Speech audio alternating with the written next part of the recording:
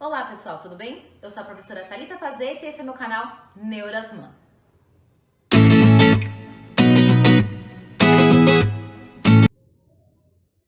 No vídeo de hoje, então, nós falaremos sobre períodos críticos. Eu comentei um pouquinho sobre isso no último vídeo sobre como desenvolver a consciência fonológica. E para entender sobre por que eu falei daquele assunto, nós vamos discutir um pouquinho sobre o que é o período crítico.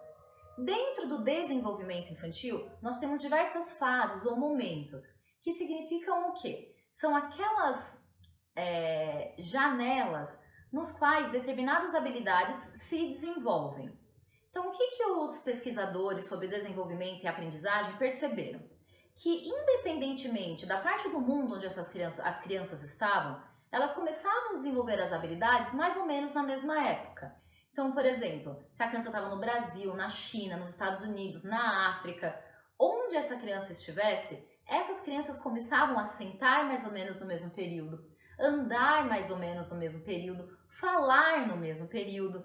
E aí eles perceberam, opa, se isso está acontecendo em diversas partes do mundo, muito provavelmente isso significa que a criança tem, na parte biológica dela, algo que naquele período faz com que elas tenham uma maior predisposição para desenvolver aquela habilidade. É claro que o ambiente é fundamental. O ambiente ele é quem te traz o modelo que você vai utilizar para o aprendizado. A criança olha e a criança imita. Então o ambiente é muito importante. Mas a parte biológica também traz o quê? Aquele momento onde a criança está na sua melhor fase, que é o que nós chamamos de períodos críticos. Então o período crítico ele é aquela fase onde, biologicamente, a criança está mais preparada para desenvolver aquela habilidade. Então, o período crítico, por exemplo, uma criança andar, é até os 18 meses.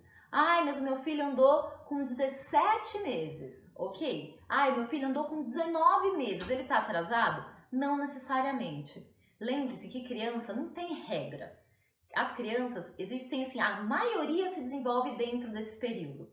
O seu filho, a sua criança não se desenvolver pode significar que tenha um atraso, como pode significar que essa criança não tenha nada. Qual é a importância de conhecer os períodos críticos? É para você olhar para aquela criança e perceber, opa, a grande parte das crianças nessa idade, nesse período, já está com essa habilidade desenvolvida e essa criança ainda não. Então você pode ter o quê? Um olhar especial com aquela criança. Por isso que é necessário conhecer quais são esses períodos. Então, nós estávamos falando da leitura e da escrita. E o período crítico para desenvolver a leitura e escrita é dos 6 aos 8 anos. Ai, mas a minha filha, meu sobrinho, meu primo começou a ler com 5 anos. Ok. Ah, mas o meu filho já tem 10 anos, ele ainda não lê e não escreve. O que acontece? Essa criança vai aprender a ler e escrever? Vai. Ela tem capacidade? Tem. Só que ela perdeu aquele período crítico. O que isso significa? Pega um adulto que vai se alfabetizar com 50, 60 anos. Ele é capaz de ser alfabetizado? Lógico que ele é capaz. Só que ele vai aprender com a mesma facilidade que uma criança de 6, 7? Não vai. Por que não vai ter a mesma facilidade? Porque o período crítico, o melhor momento para aprender a leitura e escrita é dos 6 aos 8 anos. Então a gente fala muito isso no aprendizado de uma segunda língua. Você pega uma criança aprendendo uma segunda língua e um adulto aprendendo, a criança aprende com muito mais facilidade. Por quê? Por conta da parte do cérebro daquelas crianças que está em formação da linguagem. Então é mais fácil para elas aprenderem na primeira infância do que você aprender uma segunda língua com 30 anos.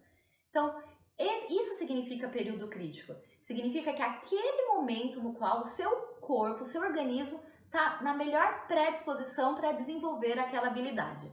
Se você gostou, deixe o seu curtir, comenta e compartilha. Obrigada!